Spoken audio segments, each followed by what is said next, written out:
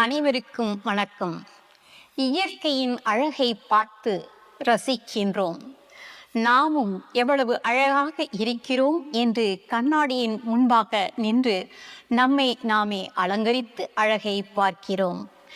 அழகு இல்லை என்கின்ற பொழுது அழகு நிலையத்திற்கு சென்று எப்படியெல்லாம் அழகு செய்து கொள்ளலாம் என்று கேட்டு பார்த்து தெரிந்து அதன்படி செய்து கொள்ள விரும்புகின்றோம்.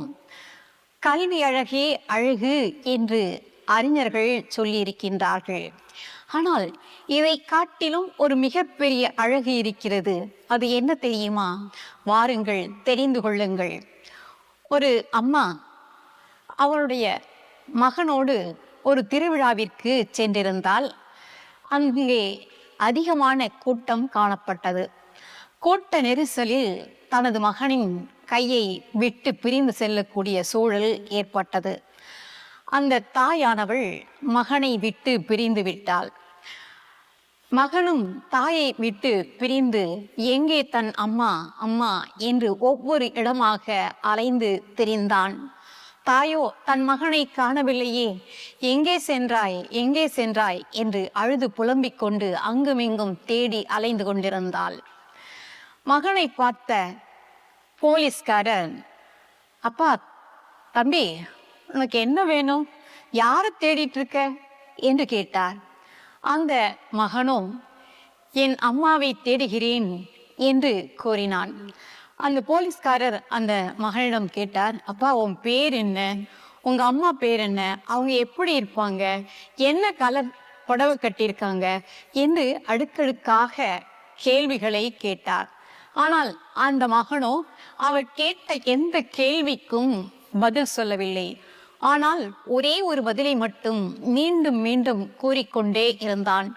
என் அம்மா மிகவும் அழகாக இருப்பாள், என் அம்மா மிகவும் அழகாக இருப்பாள் என்று மட்டுமே அந்த மகனானவன் சொன்னான்.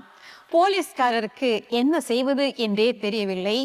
அந்த மகனை அழைத்து கொண்டு அந்த கூட்டத்திலே இருக்கின்ற அழகான பெண்களை எல்லாம் பார்த்து, அம்மா, இந்த பிள்ளை உங்களுடைய மகனா என்று ஒவ்வொருவரையாக பார்த்து கேட்டுக்கொண்டே சென்றார்.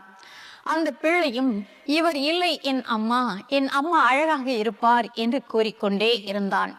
கடைசியில் போலீஸ்காரர் என்ன செய்வது என்று தெரியாமல் விழித்து கொண்டு நிற்கும் பொழுது அந்த பிள்ளையானவன் ஓடிச் சென்று ஒரு தாயை பார்த்து கட்டி கொண்டான்.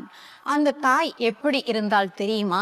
மிகவும் அவலட்சணமாக, அதே சமயத்தில் முகங்கள் முழுவதும் சுருக்கம் விழுந்ததாக இருந்தாள்.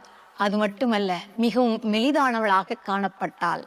அந்த பிள்ளை தன்னை வந்து கட்டி கொண்டவுடன் அந்த தாயானவள், ராஜா, வந்துட்டேடா கண்ணா, உன்னை எங்கெல்லாம் தேடி பார்த்தேன், கிடைக்கவே இல்லாம இருந்தியே என்று கூறினாள். அந்த மகனும், அம்மா, உன்னை விட்டு நான் எங்கும் செல்ல மாட்டேன், உங்களோடு மட்டும்தான் இருப்பேன் என்று கூறி கட்டி அணைத்து கொண்டான். இந்த கதையில நம்ம என்ன தெரிஞ்சுக்கிறோம் தெரியுமா? அழகு என்று சொல்லப்படக்கூடியது அந்த மகன் சொன்னதை போன்று போலீஸ்காரர் அந்த தாயை பார்த்தான். அவளிடத்திலே அழகு இல்லை.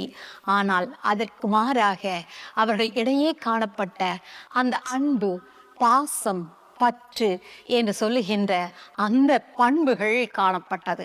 இதுதான் அழகு என்று சொல்லப்படக்கூடியது.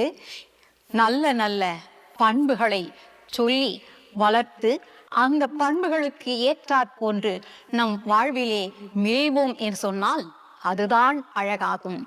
அழகு என்று சொல்லப்படக்கூடியது நமது அன்பு, பண்பு, பாசம், பற்று என்று சொல்லப்படக்கூடிய உறவுகளை வளர்க்கக்கூடியது எதுவோ அதுதான் அழகு.